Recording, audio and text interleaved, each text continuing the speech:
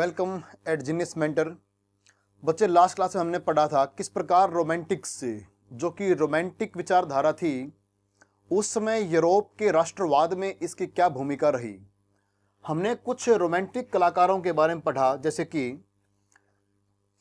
As of revolution से 1830 से 1848 के बीच में पूरे यूरोप में जो क्रांति का समय कहलाता, क्रांति का एक काल कहलाता है, इसकी शुरुआत किस प्रकार हुई। आपको पता होगा 1815 में जब कंजर्वेटिव्स के द्वारा पुराने राजवंशों की स्थापना यूरोप में की गई तो उसकी प्रतिक्रिया लिबरल्स के द्वारा आई, जो उदारवादी विचारधारा के लोग थे, जिनको आप कहते हैं द लिबरल्स। उन लिबरल्स के द्वारा इसका विरोध किया गया और इन्होंने वहां पर एक क्रांति की शुरुआत की। और 1830 में इस क्रांति की शुरुआत फ्रांस से होती है, जिसको आप कहते हैं जुलाई की क्रांति। और इसके ऊपर एक व्यक्ति है मैटरनिक। मैटरनिक एक बात कहते हैं कि जब फ्रांस छींकता है तो ठंड पूरे यूरोप को लगती है। बिल्कुल सही बात थी ये, सभी इस बात से सहमत हैं कि जब भी फ्रांस में कुछ हुआ है तो उसका परिणाम पूरे यूरोप में हुआ। अब यहां पर जो क्रांति हुई जुलाई की, इसका परिणाम क्या हुआ कि तुरंत बाद ब्रुसेल्स में इस प्रकार के विद्रोह हुए और ब्रुसेल्स ने क्या किया, अपने आप को नीदरलैंड के साम्राज्य से अलग कर लिया और अलग से बेल्जियम की स्थापना हुई। लेकिन इन सब के बीच में सबसे ज्यादा योगदान जिस चीज का रहा वो था ग्रीस की आजादी की लड़ाई। ग्रीस की आजादी की लड़ाई थी ओटोमन साम्राज्य के खिलाफ। 15वीं शताब्दी से ग्रीस जो है ओटोमन साम्राज्य का हिस्सा हुआ करता। उसके बाद धीरे धीरे इनके जो क्रांतिकारी थे, ग्रीस के राष्ट्रवादी नेता थे, उनको लगने लगा कि ग्रीस की इतनी महान संस्कृति रही है, इतनी महान कल्चर रही है पास्ट में, तो हमें किसी का गुलाम रहना नहीं है, हमें आजाद होना होगा। और इसके बाद पूरे यूरोप से उस ग्रीस के प्रति एक प्रकार की कहते हैं कि सिंपैथी इनके प्रति आनी शुरू हुई और मुस्लिम साम्राज्य के खिलाफ इन्होंने आजादी की जंग छेड़ी। और फाइनली 1832 में कॉन्स्टेंटिनोपल की संधि के द्वारा ग्रीस एक स्वतंत्र राष्ट्र बनता है। लेकिन इसमें योगदान किस किस का रहा? ठीक है कि क्रांतिकारी राष्ट्रवादी विचारों का योगदान इसमें रहा, लेकिन जो रोमांटिक इमेजिनेशन है उसका भी यहां पर काफी योगदान रहा है। और ऐसे ही कुछ विचारों को हमने देखा था पिछले लेक्चर में कि इन रोमांटिक कलाकारों ने क्या किया, रीजन और साइंस को इन्होंने क्रिटिसाइज किया था कि तर्क और विज्ञान को इतना नहीं मानते थे, ये मानते थे इमोशंस को, यानी फीलिंग्स को। और कैसे इन्होंने एक राष्ट्रवाद की भावना को जन्म दिया, हमने इस पेंटिंग में देखा था कि मैसाकर एट कियोस एक कलाकार थे, डेलाक्रोय। उन्होंने इस पेंटिंग को बनाया था कि किस प्रकार एक जगह थी कियोस, वहां पर तुर्क व्यक्तियों के द्वारा लगभग 20,000 ग्रीक्स की हत्या की गई थी। ऐसी पेंटिंग्स ने ग्रीस की आजादी की लड़ाई में महत्वपूर्ण भूमिका निभाई। अब देखो, एक ऐसे कलाकार और थे, other romantic such as the German philosopher Johann Gottfried Herder. आप इनके विचारों को देखिए। ये कहते हैं कि true German culture was to be discovered among the common people, जिसको बोलते हैं दास फोक। ये कहते हैं कि अगर असली जर्मन संस्कृति को आपने जानना है, जर्मनी की रियल कल्चर को आपने पहचानना है, तो वो उसके आम लोगों में है। बच्चे, जिसका जिक्र मैंने प्रीवियस लेक्चर में किया था कि दो प्रकार का इतिहास होता है। एक इतिहास आपके ऊपर ऊपर देश में चलता है, जिसको दुनिया भी जानती है, लेकिन एक इतिहास है जो बिल्कुल आम लोगों के भीतर घूमता है और वो इतिहास कहीं न कहीं उस ऊपर वाले इतिहास से अलग होता है। लेकिन असली जो कल्चर है, असली कल्चर वो आम लोगों में होती है, ऐसा इनका भी मानना था। और ये उस आम व्यक्तियों को क्या बोलते हैं? दास वोक बोलते हैं ये। It was through folk songs, folk poetry and folk dances that the true spirit of the nation, जिसको बोलते हैं वोक्जिस्ट, वाज पॉपुलराइज्ड। ये कहते हैं कि अगर आपने असली जर्मनी की संस्कृति को जानना है, पहचानना है, तो कहाँ मिलेगी? वो लोक गीतों में मिलेगी, लोक कहानियों के अंदर मिलेगी, लोक नृत्य के अंदर मिलेगी। अगर आपने असली जर्मन कल्चर को जानना है तो आपको यहां ढूंढना पड़ेगा आम लोग के जो नृत्य के द्वारा जो पेश करते हैं। ऐसे कई डांस हैं भारत में, ऐसे कई नृत्य हैं, ऐसे कई गाने आपको मिल जाएंगे, ऐसी कई कविताएं मिलेंगी जिनमें कुछ पौराणिक योद्धाओं का जिक्र होता है, जिसमें आप राम की कहानी देखते हैं। एग्जाम्पल, आपके अड़ोस पड़ोस में साल में एक बार जो है रामलीला होती है, सब जगह होती है बच्चों। ये एक ऐसी कहानी है जिसको हम पीढ़ियों से सुनते आ रहे हैं। हमने सुना है, आपने सुना है, हमसे पहले वाली पीढ़ी ने और पहले सुनते आए हैं। पता नहीं कितनी पीढ़ियों से वो इस कहानी को सुनते आ रहे हैं और इस कहानी को परफॉर्म करते हैं। वो परफॉर्म करते अपने प्ले में, परफॉर्म करते अपने कविताओं के द्वारा। तो ठीक वैसी बात कर रहे हैं जर्मनी के अंदर कि अगर आपको आपकी असली संस्कृति को जानना है तो वो आम लोगों में जाकर आपको जानना होगा the true spirit of the nation, जिसको बोलते हैं वर्कजीस्ट बोलते हैं। So collecting and recording these form of folk culture was essential to the project of nation building. इनका मानना था कि अगर आपने राष्ट्र का निर्माण करना है तो आपको ऐसे गीतों का संग्रह करना होगा, ऐसी कल्चर को सामने लेके आना होगा। The emphasise on vernacular language and the collection of local folklore was not just to recover an ancient national spirit but also to carry the modern nationalist message to large audience who were mostly illiterate। इनका मानना है कि अगर आप आपकी देसी भाषाओं पर जोर देते हैं, देसी भाषा जिसको आम लोग बोलते हैं, उस भाषा की बात चल रही है, and the collection of local folklore, जो आम लोगों में जो बातें प्रचलित होती हैं, लोक कथाएं, अगर उन लोक कहानियों को, उनकी देसी भाषाओं को आप सामने लाते हैं तो ये ना सिर्फ पुरानी कल्चर को सामने लेके आएगा बल्कि इसका एक फायदा और होने वाला है। आधुनिक राष्ट्रवाद के निर्माण में ये सबसे महत्वपूर्ण सिद्ध होगी, क्योंकि ये चीजें लगभग जनता तक पहुंचेंगी और लगभग जनता क्या है, अनपढ़ है। अनपढ़ लोग वो किताबें नहीं पढ़ते जो आप ऊपर ऊपर पढ़ाते हैं। अनपढ़ लोग उन बातों को नहीं जानते जो आप पढ़े लिखे लोग करते हैं। और आप पढ़े लिखे, लॉजिक वाले, साइंस वाले, रीजन वाले लोग हैं ही कितने, बाकी लोग तो अनपढ़ हैं या कुछ पढ़े लिखे तो बहुत कम पढ़े लिखे हैं। तो उनके बीच में जो कल्चर घूमती है, अगर उस कल्चर को आप सामने लेके आएंगे तो उसके दो फायदे होने वाले हैं। पहला फायदा यह होगा कि एक तो वो देसी संस्कृति, देसी कल्चर, उसको महत्व मिलेगा और वो सामने आएगी। दूसरा फायदा यह है कि उसके कारण आप अपनी बातों को पूरी जनता के अंदर फैला पाएंगे। अब देखो, यहां से कुछ आइडियाज भारत के अंदर भी आए। अगर आपको पता हो, गंगाधर तिलक महाराष्ट्र में अधिक भीड़ इकट्ठी करने के लिए क्या यूज करते थे?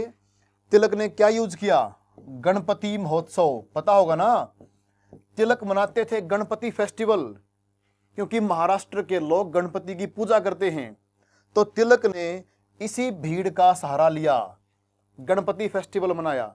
तिलक ने एक फेस्टिवल और मनाया जिसको महाराष्ट्र की जनता बहुत प्रेम करती थी, वो थे Chhatrapati Shivaji Maharaj.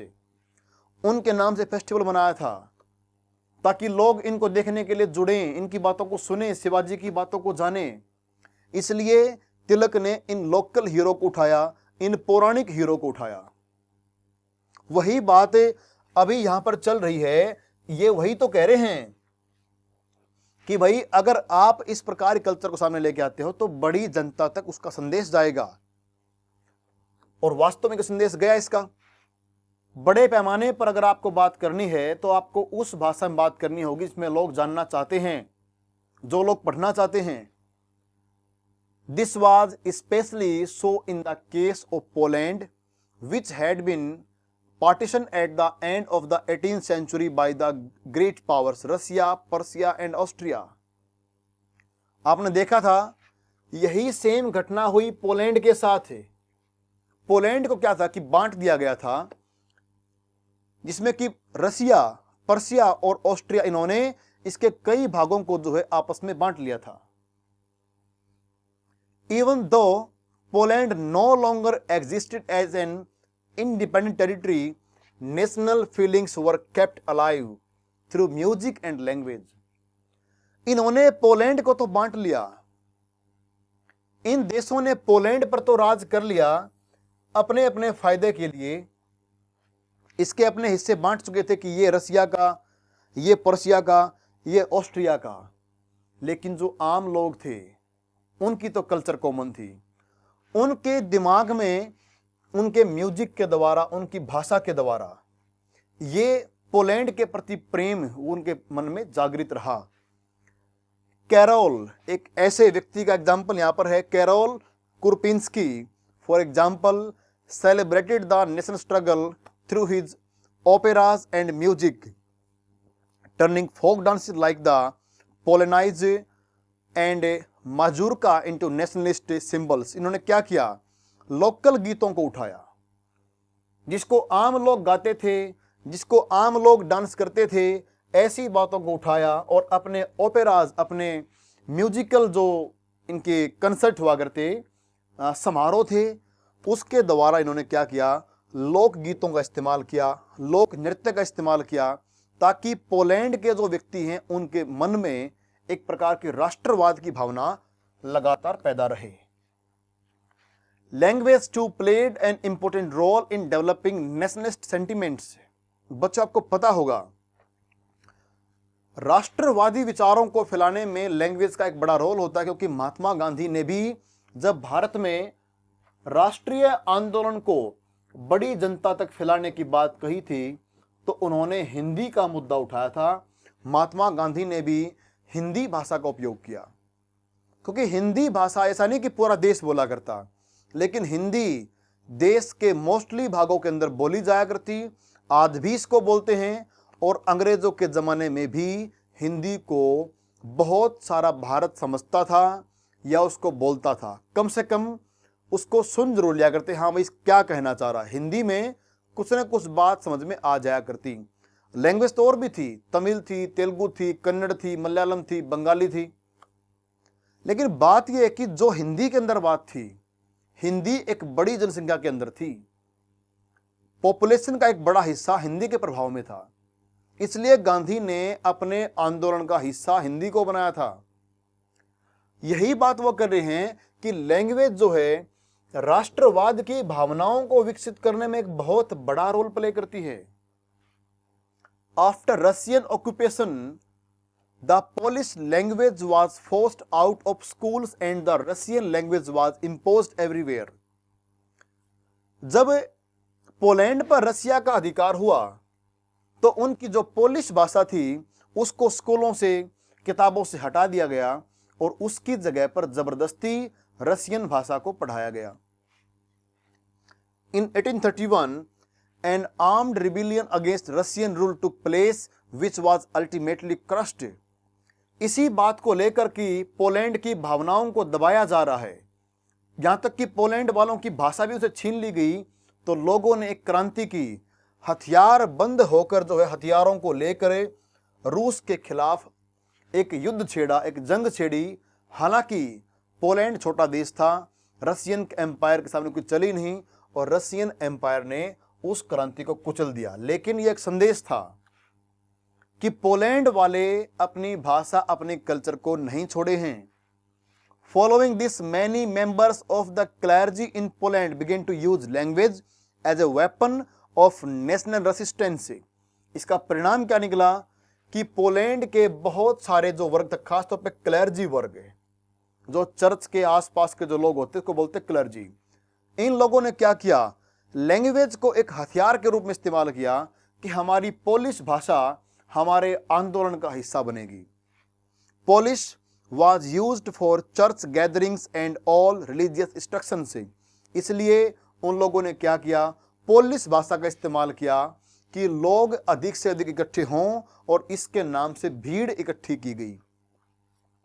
As a result a large member of priest and bishops were put in jail और sent to Siberia by the Russian authorities or as punishment for their refusal to preach in Russian. उन church के पुजारियों को, उन church के व्यक्तियों को Polish भाषा को बढ़ावा देने के आरोप में जेलों में डाल दिया गया। उनको रसिया के बहुत ठंडे इलाके साइबेरिया में भेज दिया गया, क्योंकि उनका बस इतना अपराध था कि उन्होंने रसियन भाषा में अपने उपदेश नहीं दिए, रसियन भाषा में बात क्यों नहीं की। The use of policy came to be seen as a symbol of the struggle against Russian dominance.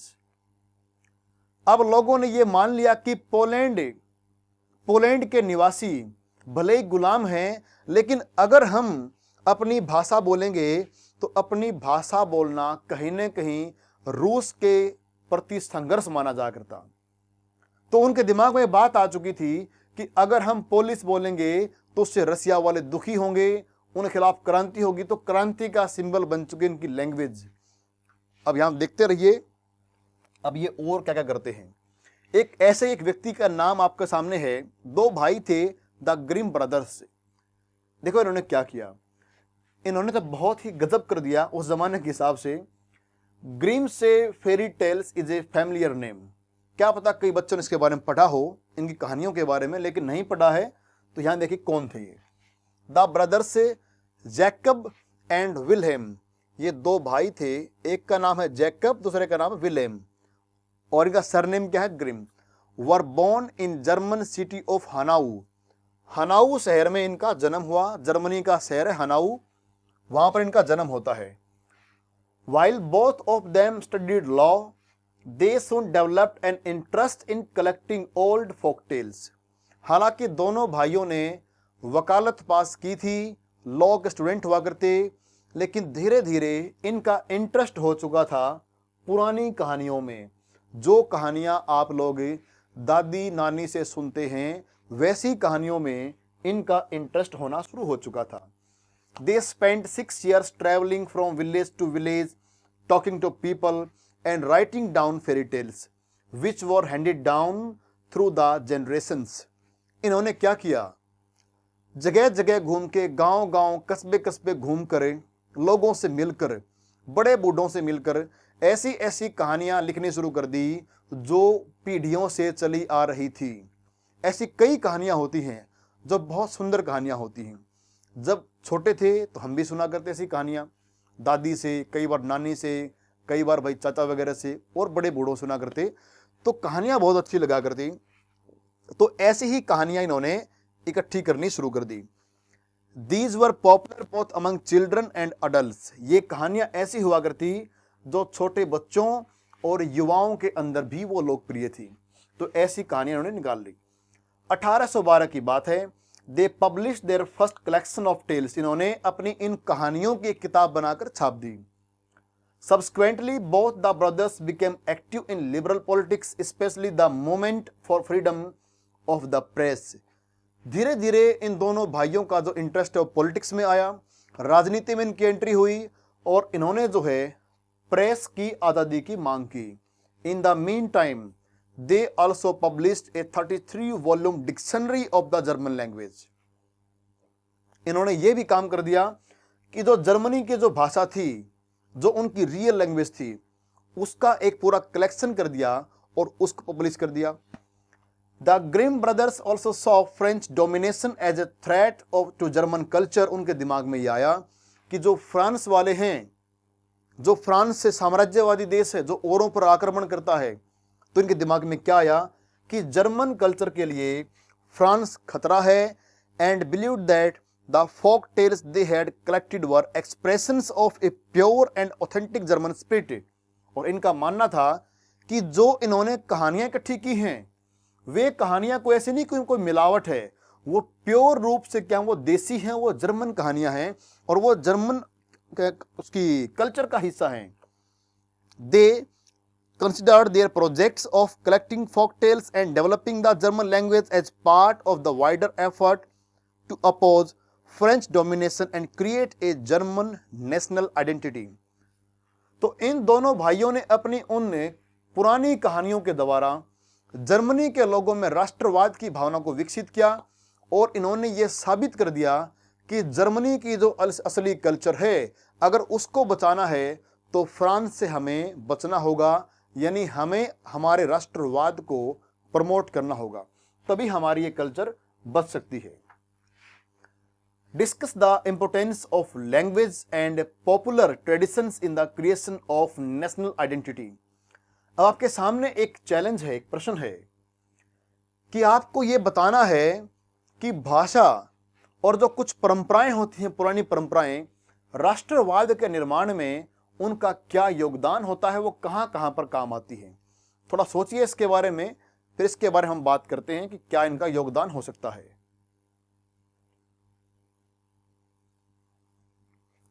अभी मैंने आपको बताया था कि ये जो लैंग्वेज हैं और पुराने जो ट्रेडिशंस हैं उनकी वैल्यू क्या होती है।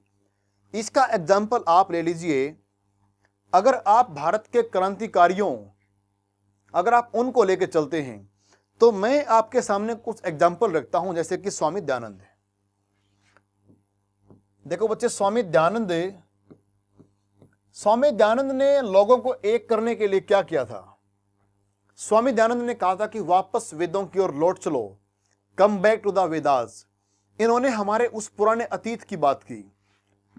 तिलक ने क्या कहा? तिलक ने जो अपने संदेश दिए, तिलक ने अपने संदेश मराठी भाषा में दिए थे। इनकी जो मीटिंग्स हुआ करती मोस्टली वो मराठी भाषा में हुआ करती, क्योंकि अगर तिलक ने महाराष्ट्र में काम करना है, महाराष्ट्र के आम व्यक्तियों को एक करना है, तो मराठी भाषा का उपयोग जरूरी था। और इन्होंने उन व्यक्तियों को एक करने के लिए मराठी तो हुई लैंग्वेज, पर कौन सी परंपराओं का यूज किया। उन्होंने शिवाजी फेस्टिवल को मनाया, उन्होंने गणपति फेस्टिवल को मनाया, इन दोनों का इस्तेमाल किया। यहां तक कि अगर आप पंजाब में देखें तो पंजाब के भागों में जो क्रांतिकारी जो गतिविधि हुई, जो क्रांतिकारी ने जो कुछ कार्य किए, उनके अंदर जो बातें थी कहीं ना कहीं वो गुरुओं के नाम से थी। काफी बार ऐसा हुआ है कि पंजाब से जो कुछ भी क्रांति हुई है, जो कुछ भी विरोध हुआ है, वहां पर गुरु गोविंद सिंह, उनकी परंपराओं का बड़ा योगदान रहा। एक नारा लगाया जा करता, जो बोले सो निहाल, सत श्री अकाल। तो ये जो नारे थे इस प्रकार के, ये कहां से आए? ये हमारी जो परंपराएं थी, गुरु गोविंद सिंह की परंपराएं, उसके अलावा जो और गुरु रहे हैं आपके गुरु तेग बहादुर, उनको याद किया जाया करता कि गुरु तेग बहादुर का शीश औरंगजेब ने काटा, उन्होंने इस्लाम को स्वीकार नहीं किया।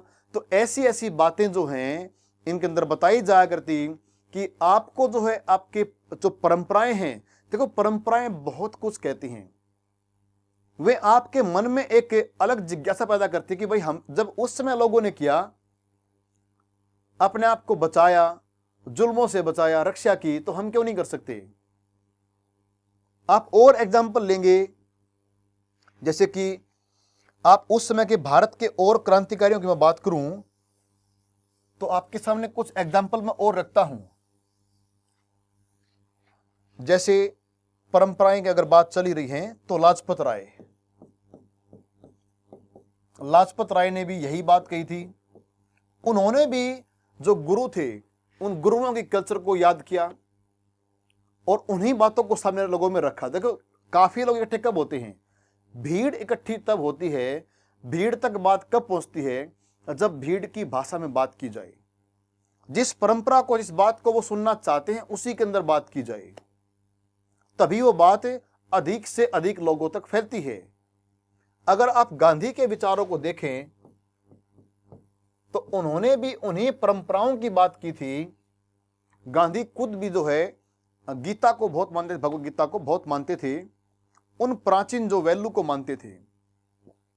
तो भाषाएं, ट्रेडिशंस जो हैं, ये हर प्रकार से जो हैं समाज को एक करने का कार्य करते हैं। और जब ये बात यूरोप के राष्ट्रवादियों को समझ में आई तो बहुत बढ़ चढ़कर जो है इनका उपयोग किया गया। यहां तक कि आप देखें रविंद्रनाथ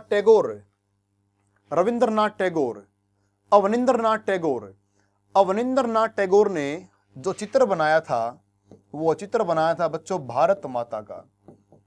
क्योंकि भारत के जो लोग हैं वो धरती को मां के समान मानते हैं, धरती को मां के समान मानते हैं। तो इसलिए उन्होंने उस पेंटिंग को भारत माता का रूप दिया, ताकि लोगों में यह भावना जाए कि भाई जिसको तुम माता कहते हो, माता तो गुलाम है और हमने इस भारत माता को आजाद करवाना है, क्योंकि माता से प्रेम तो अटूट होता है। इसलिए अवनींद्रनाथ टैगोर ने भारत माता की पेंटिंग बनाई और उसी पेंटिंग को भारत के लगभग हर व्यक्ति ने, हर क्रांतिकारी ने उसको बहुत सम्मान दिया। उसमें कुछ ऐसी वैल्यूज डाली गई, कमल का फूल यूज किया गया। कमल का फूल जो है वो भारतीय संस्कृति में बहुत पवित्र माना गया है, इसलिए भारत माता की पेंटिंग में आप कमल के फूल को देखते हैं। जो हमारी कई देवियां हैं, जो हमारी पौराणिक कथाओं में देवियां हैं, देवी सरस्वती वगैरह, तो उन कईयों को आप देखना कमल के फूल के ऊपर आप बैठा हुआ दिखाई देंगे। तो कमल का जो फूल होता है वो हमारी जो संस्कृति है, सनातनी संस्कृति में, हिंदू कल्चर में उसका बहुत बड़ा योगदान रहा है। तो इसलिए जो है इन लोगों ने सोच समझकर इन चित्रों को बनाया था। तो ये जो बातें, ट्रेडिशंस हैं, ये जो भाषा है, इनका योगदान राष्ट्र के निर्माण में बहुत योगदान है। चलो ये आप लिख सकते हैं इस प्रकार। अगर ये प्रश्न आता है आपसे, आपके सामने, कि आप इसके योगदान को स्पष्ट कीजिए, तो आपके सामने कुछ मैंने एग्जाम्पल दे दिए हैं, तो आप ऐसे और एग्जाम्पल को उठा सकते हैं और आपका आंसर रेडी हो जाएगा। अब देखते हैं कि उसके बाद इस क्रांति में और किस किस का योगदान रहा। देखो, एक तो योगदान रहा किसका? उन राष्ट्रवादी उदारवादियों का, यानी लिबरल्स का, जिनके दिमाग में 1815 से पहले की अच्छी बातें थी कि 1815 से पहले फ्रांस की क्रांति के आसपास में बहुत अच्छा चेंज हुआ था। बोलने की छूट थी, फ्रीडम थी, इक्वलिटी बिफोर लॉ थी, तो कई अच्छे अच्छे काम हुए थे। तो लिबरल्स जो है उन बातों को भूले नहीं थे, इसलिए उन्होंने लोगों के सेंटिमेंट्स को जगाया और क्रांति में योगदान दिया। दूसरा हमने क्या देखा कि इस क्रांति में और किसका योगदान रहा? मिडिल क्लास का काफी योगदान रहा। जो मिडिल क्लास पढ़ी लिखी थी, वो चाहती थी कुछ नए अधिकार मिले, उनका योगदान रहा। इस क्रांति में, इस यूरोप के राष्ट्रवाद में और योगदान रहा उन रोमांटिक कलाकारों का, जिन्होंने अपनी रचनाओं के द्वारा इस प्रकार के सेंटिमेंट्स को जगाया। अब देखते हैं कि और क्या जिम्मेदार हैं। Hunger, hardship and popular revolt. भूख जो होती है, भूख, और साथ में आपका जो मुसीबत का समय होता, मुसीबतें जो होती हैं, इन सब का क्रांति के साथ एक गहरा रिश्ता होता है। क्रांति अक्सर वही लोग करते हैं जिनके जो है कोई भूख के शिकार हों या फिर वो बहुत मजबूरी में हों, तभी व्यक्ति जो है हथियार उठाता है या फिर वो क्रांति में आता है। ये कॉमन सी तो बात है ही। The 1830s were years of great economic hardship in Europe. 1830 का जो समय था, इसके आसपास, ये ऐसे वर्ष थे जब यूरोप में आर्थिक हालात कुछ ठीक नहीं थे। The first half of the 19th century saw an enormous increase in population all over Europe. ये वो समय था कि इस 19th सेंचुरी के जो शुरुआत के वर्ष थे, इसमें जो पूरे यूरोप में जनसंख्या बहुत तेजी से बढ़ी थी, काफी स्पीड से बढ़ी थी। In most countries, there were more seekers of jobs than employment.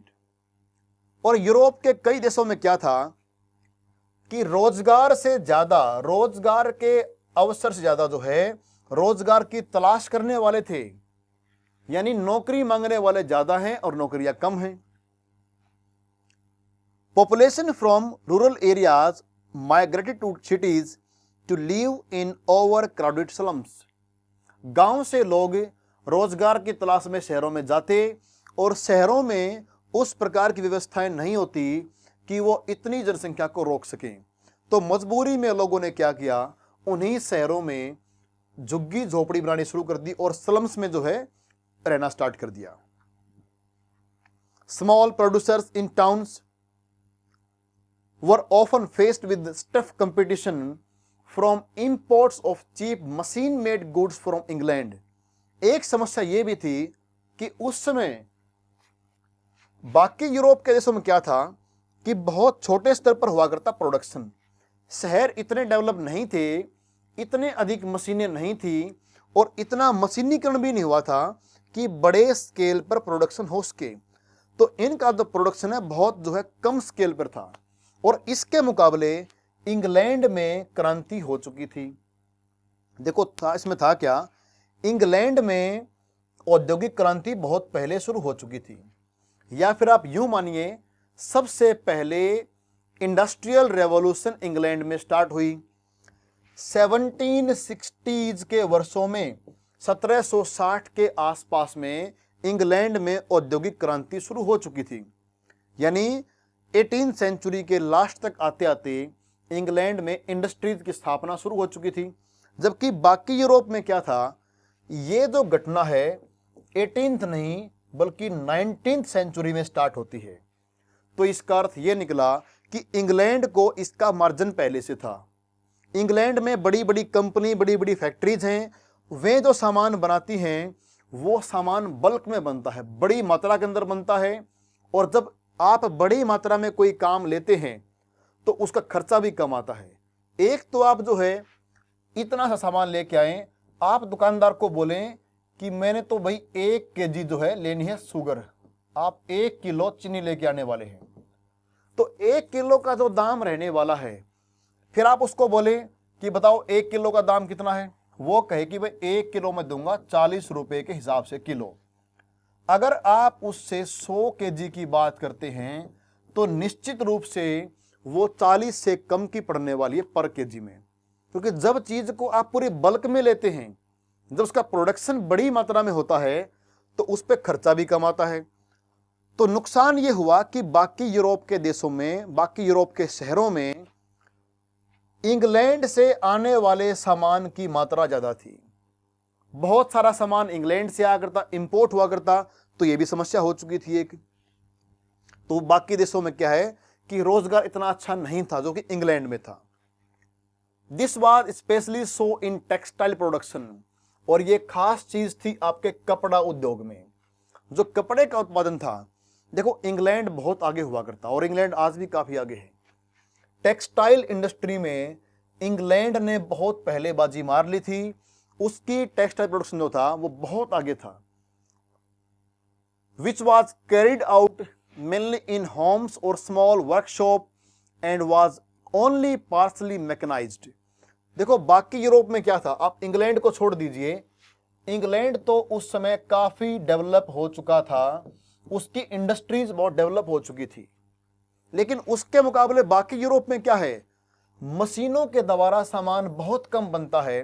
बाकी जो कपड़ा है वो घर में बनता है या छोटी दुकानों के अंदर बनता है जिसमें मशीनों का इस्तेमाल नहीं होता, उसका प्रोडक्शन कम होता है।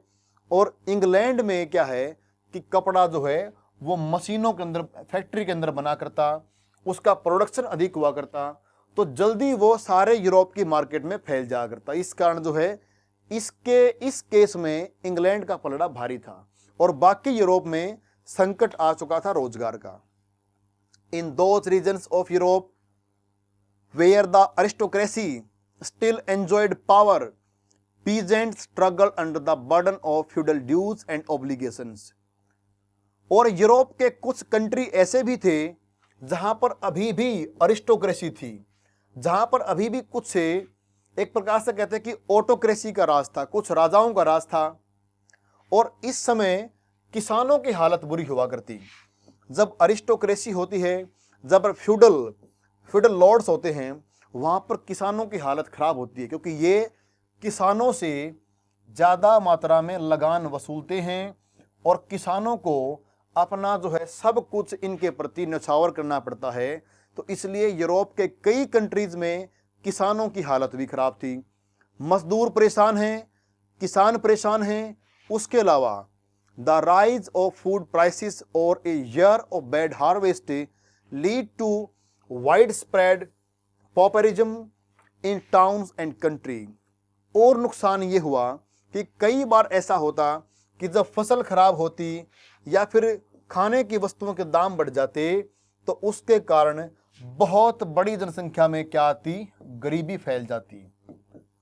तो बड़ी जनसंख्या में गरीबी फैलती, लोग भूखमरी का शिकार होते। फिर वही बात आ गई कि भूखमरी जो है, हंगर, भूखे लोग और क्या करेंगे, मरता क्या ना करता, ये लोग तो बेचारे विद्रोही करेंगे। The year 1848 was one such year. तो यूरोप में 1848 का साल एक इसी प्रकार का वर्ष था जहां पर कई प्रकार के संकट आ चुके थे। Food shortage and wide spread unemployment bought the population of Paris out on the road. तो फ्रांस में क्या हुआ, पेरिस में खाने की जो कीमतें हैं, बल्कि खाने का जो पूरी कमी थी, अनाज का संकट हो चुका था, खाने के दाम बढ़ चुके थे, बेरोजगारी बहुत फैल चुकी थी, गरीबी काफी आ चुकी थी। इस कारण जो है पेरिस की एक बड़ी जनसंख्या वो सड़कों पर थी, वो अब जो है क्रांति करने के मूड में थी। और अब जो राजा बनाया गया था, आपको पता होगा ना कि 1815 के बाद किसको राजा बनाया गया था। Barricades were erected and Louis Philippe was forced to flee.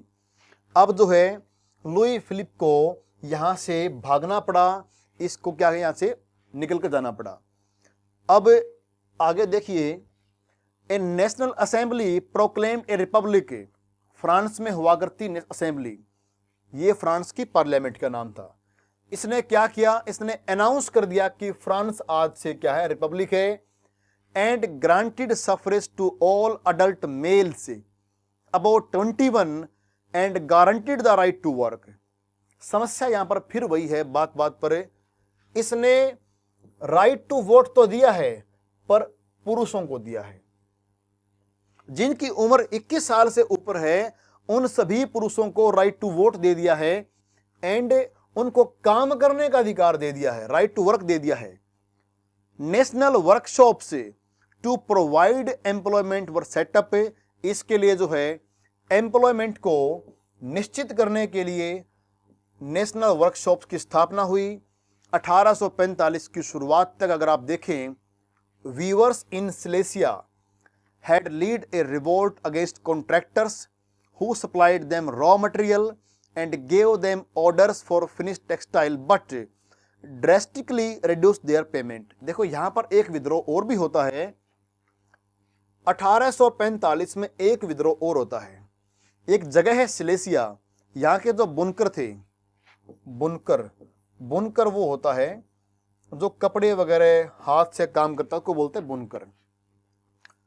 तो सिलेसिया के जो बुनकर थे उन्होंने एक क्रांति को अंजाम दिया, उन्होंने एक क्रांति की।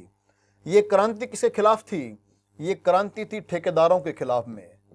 जो कॉन्ट्रैक्टर थे, ठेकेदार थे, उनके खिलाफ ये क्रांति थी। कारण क्या है, ये ठेकेदार इन बुनकरों को देते हैं रॉ मटेरियल कि भाई ये है कपास या फिर ये कोई पदार्थ है, इसको आप रखिए, और ये करते हैं ऑर्डर इनको कि ये आप रखिए, ऊन है, कपास जो भी है, और हम तुम्हें एक ऑर्डर देते हैं कि हमें आप जो है कपड़ा बनाकर दोगे। वो काम आपका है, आप इसको ऊन को साफ कीजिए, इससे फाइबर को निकालिए और इससे आप जो कपड़ा तैयार कीजिए। जब आपका कपड़ा तैयार हो जाएगा तो हम इसको लेकर जाएंगे। पर करते क्या है ये इनको जब रॉ मटेरियल देते हैं और जब ये बुनकर उससे वो कपड़ा बनाते हैं तो वापस फिर ठेकेदार आता है और ठेकेदार बोलता है कि मैं इस सामान को बहुत कम कीमत पर लूंगा। अब ये बुनकर बेचारे अपने आप को ठगा सा महसूस करते हैं कि हमारे साथ ये धोखा हुआ है, क्योंकि हमने जो मेहनत की उस मेहनत के मुकाबले ये हमें जो पेमेंट दे रहा, पेमेंट बहुत कम है, या जिस पेमेंट की बात हुई थी पेमेंट तो ये है ही नहीं वो। तो इनका विरोध इस बात को लेकर है कि ठेकेदार हमें कम कीमत पे क्यों करता है। तो उस समय आप देखते हैं तो फ्रांस के आसपास में इस प्रकार के बहुत सारे वर्गों के लोग जो है परेशान थे। एग्जाम्पल एक फोटो है ये कि किसान जो है क्रांति कर रहे हैं, बुनकरों ने भी क्रांति की है। एक ऐसी घटना का जिक्र एक पत्रकार इनके बारे में लिखते हैं, नाम है उनका विल्हेम वोल्फ। देखते हैं कि विल्हेम वोल्फ जो है वो सिलेसियन विलेज के बारे में क्या लिखते हैं कि सिलेसिया में क्या हुआ।